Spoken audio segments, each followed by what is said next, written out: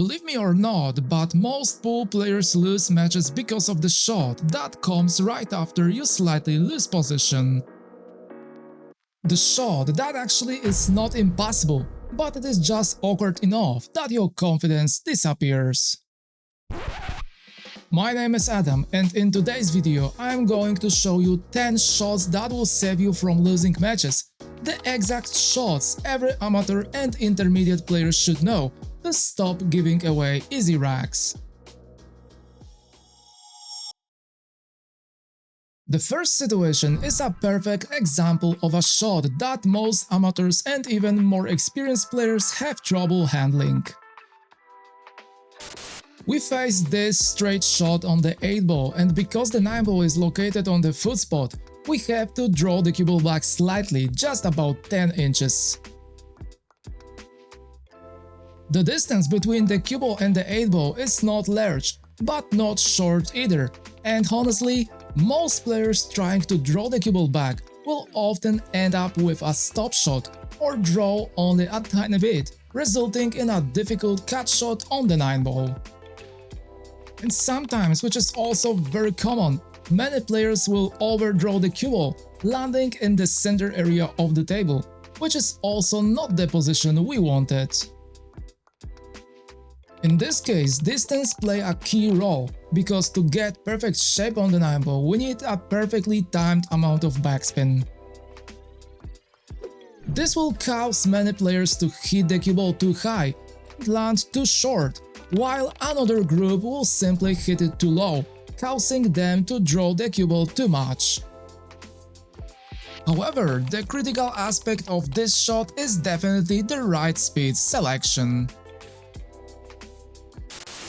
If we had even a little bit of angle on that ball, then we could get shape on the 9 ball using the side rail much more easily.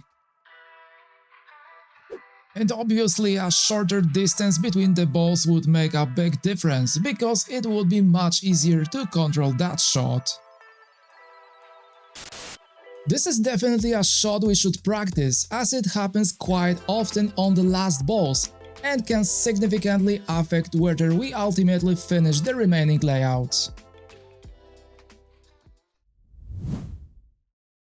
Moving on, we reach this quite easy 8 ball where we need to get to the 9 ball located close to the bottom rail. I think many of you might be surprised, because we have a pretty natural angle on the 8 ball that will guide the cue ball straight towards the bottom rail, so we get a very easy 9 ball. And yes, you are right, this shot looks very easy, but think for a moment, how many times have you seen an amateur who lose the cue ball and scratch in the bottom corner? Yeah, we have all been there. Most amateurs simply struggle to hit the cue ball center, and any bit of unintended side spin can cause problems. Due to this problem, some players would decide to use inside spin to land on the right side of the table contacting one or two rails. However, this is a much more difficult option than the previous one and may cause problems for many amateurs. So in this case, we should hit the cue ball just a little below center and add a bit of outside spin, which will guide it 3 or 4 rails along a very safe path, so we land on the right side of the table with perfect shape on the 9 ball. This is a shot that only looks quite difficult, but in reality pros use it quite often in various situations, because above all it increases the confidence of our stroke, and it offers a very safe path and we can easily avoid traffic.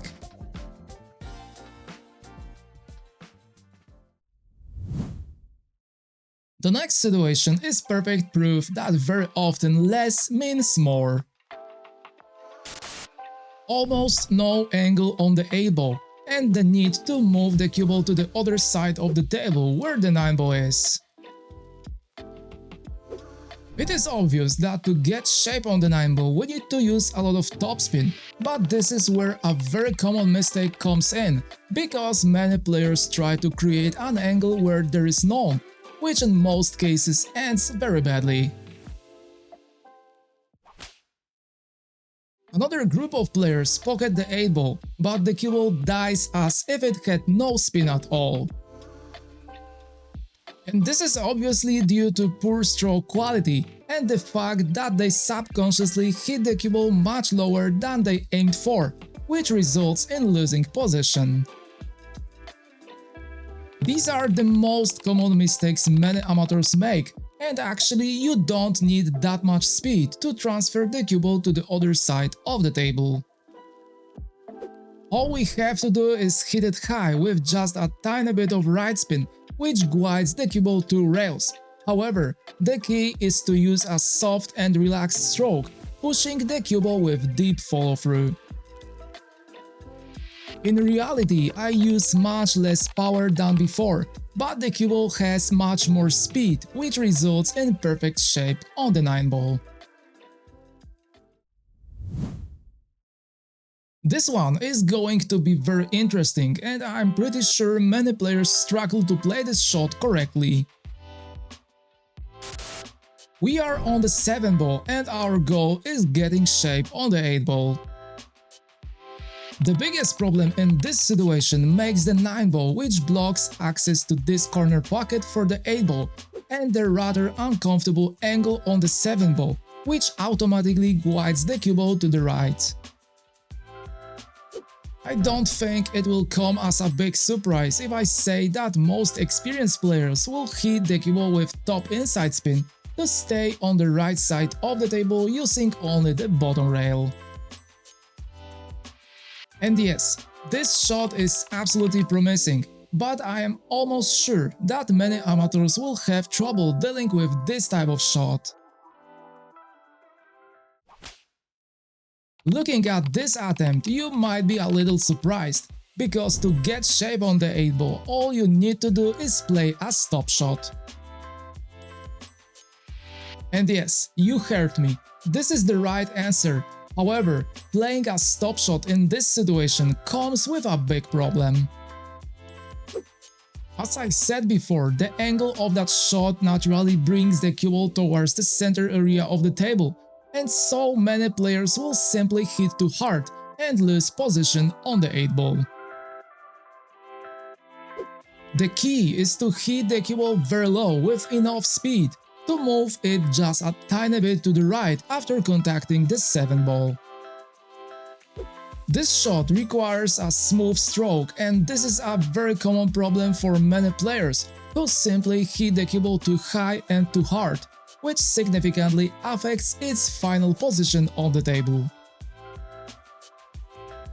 And this is obviously caused by the fact that many amateurs are simply afraid to hit the cue ball very low due to fear of miscue. However, if you learn to execute this shot correctly, it will be useful in many situations where you need to hold the cue ball at a short distance.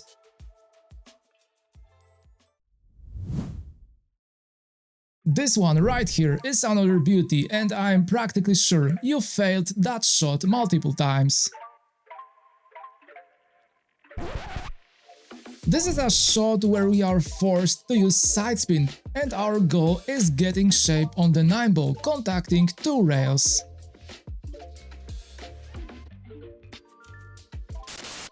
This type of shot with low outside spin appears very often in matches, especially on the last balls, and many top players use it. We could also play this shot with top inside spin to travel 4 rails around the table. However, it is a much more difficult attempt than the previous one, because of lower speed control and a much higher risk of miss. The situation would be completely different if the 8-ball was closer to the corner pocket, because in that case, this solution would be much stronger choice than drawing the cue ball back. Generally, it is quite easy to recognize when we should play a draw and when a follow shot, because if the 8-ball were located above the second diamond, then the draw shot is definitely a good choice, and if the 8-ball were below the second diamond, then the follow shot is much easier to control.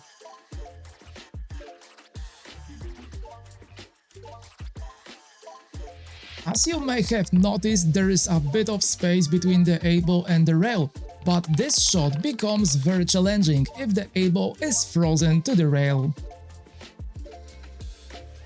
In this scenario, playing a draw shot is an extremely low percentage shot, and in most cases we just miss the elbow.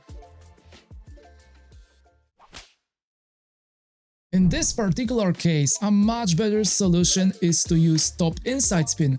However, we encounter another quite serious problem, because the cue ball has to stick to the elbow and the rail at exactly the same time. It is extremely important for this shot to be successful, because if the cue ball contacts the elbow first, we just miss it in most cases, but if the cue ball contacts the rail first, it follows a very strange path, and we are not even able to contact the bottom rail. What is also worth mentioning is that even we manage to make perfect contact, the cue ball lands with a fairly large angle to the 9-ball, and we can easily fix this by hitting the cue ball only with inside spin. This makes it contact the bottom rail earlier, which highly impacts its final path, so we are able to land much higher and closer to the 9-ball. The situation would be much less complicated if we only had the final 9-ball at this point, because the type of contact doesn't matter, but this time we should definitely aim to play rail first. As you have noticed, this shot is extremely useful, so it is worth practicing it, because it happens very often during matches.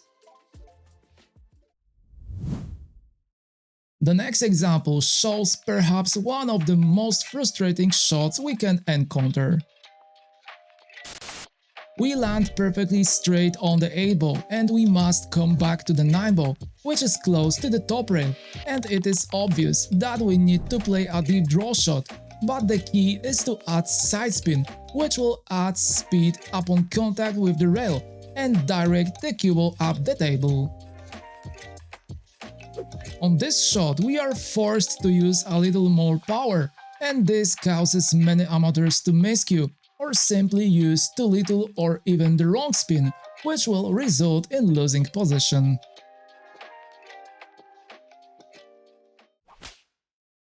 This situation can be even more complicated if the cue ball is close to the rail, because then playing a deep draw with English becomes extremely challenging and in many cases can end very badly.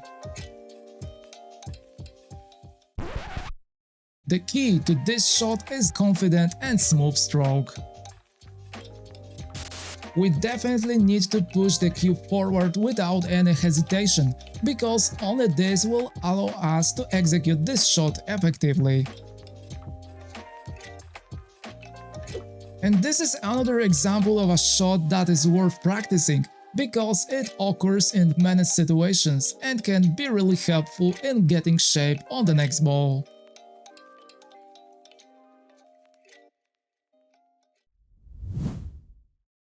Moving on, we face a shot that 95% of players know very well, and many of them probably play it wrong. We have practically no angle on the 8-ball, and we have to move the cue ball down the table for the 9-ball, which is close to the bottom rail. As you may remember, in the first situation in this video, I discussed a very similar example where we also had very little angle and the key was to play a smooth shot with a lot of top right spin. But in this case, surprisingly, it doesn't work, because the cue ball lands very high, without good position for the 9-ball. The cue ball bounces quite close to the corner pocket, so we are unable to create enough an angle to get back to the bottom of the table. Even applying more side spin does not solve the problem, because the cue ball still lands very high. The key in this case is to play a stun with English, because then the cue ball touches the top rail much earlier and the side rail much further, which ultimately means we are able to go much lower and get perfect shape on the 9 ball.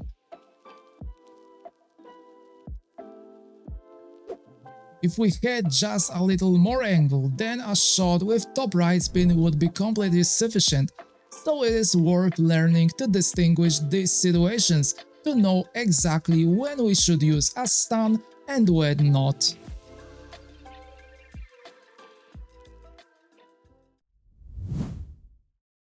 Right now, I'm going to present a situation that most players are afraid of, but in reality, they have absolutely nothing to be afraid of.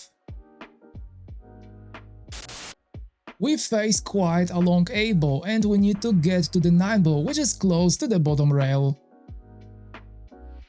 First glance, this shot looks quite easy, but in reality it is very difficult. Most players will try to just roll that ball to stop the cue ball close to the bottom rail, but this is practically impossible, because despite the low speed we still land quite high and lose the cue ball. Another group of players will try to use a much firmer stroke to guide the cue ball along the tangent line to the right side of the table, and this attempt is much stronger. However, it also generates risk, because we can simply scratch in the corner pocket. And here comes the solution, where our goal is to hit the cue ball quite low and add a lot of inside spin. Initially, we use a bit firmer hit, but over time the cue ball loses speed, and after contact with the 8 ball, inside spin plays a key role, because the cue ball bounces off the rail with a much greater angle, which allows us to direct it more to the side, hold it low enough to get the perfect shape on the 9 ball. This shot is not easy, because due to the use of a large amount of low with English, the cue ball will curve, so we must be ready to make a proper adjustment. This type of drag shot can be very useful in many situations where we want to hold the cue ball after contact with the rail, so this is another shot worth practicing and having in our arsenal.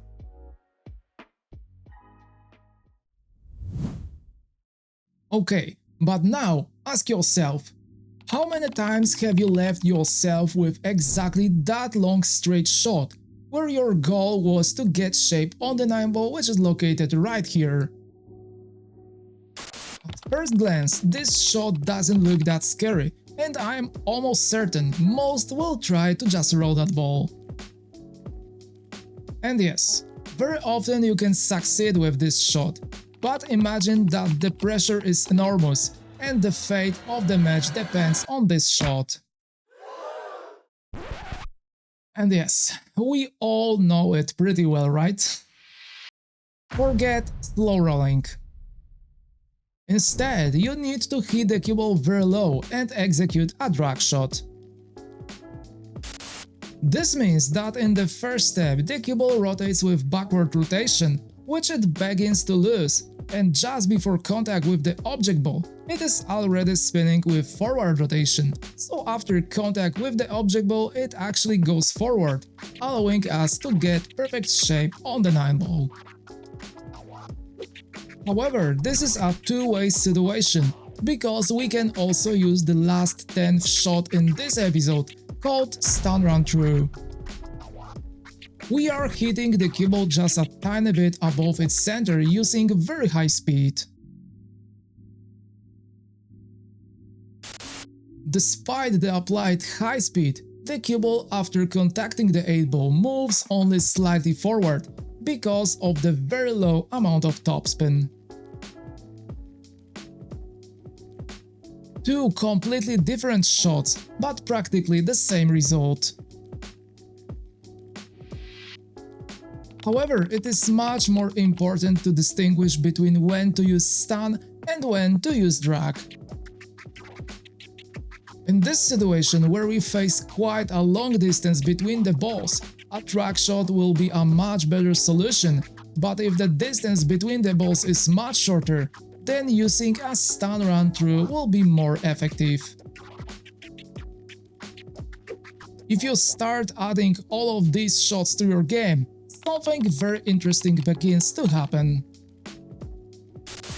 Those uncomfortable situations that used to end your run suddenly become manageable. Instead of forcing low percentage shots, you will start seeing simple solutions, the same ones experienced players use to stay in control of the table. But here is the honest truth. Watching these shots once is helpful, but practicing them the right way is what actually changes your game. If you want to work on these exact patterns and many more, check out the link in the video description to Pool Billiards CO. Inside the platform you will find ready-made pro training drills and a powerful editor where you can create your own drills exactly for your weaknesses. Use the link below the video and you will get 20% of premium membership. Don't wait for the perfect moment and start improving your game right now. If you enjoyed this video and found these shots useful, make sure to hit the like button, subscribe to the channel and let me know in the comments which of these shots gives you the most trouble during matches. Thank you so much for watching and see you in the next one. Take care.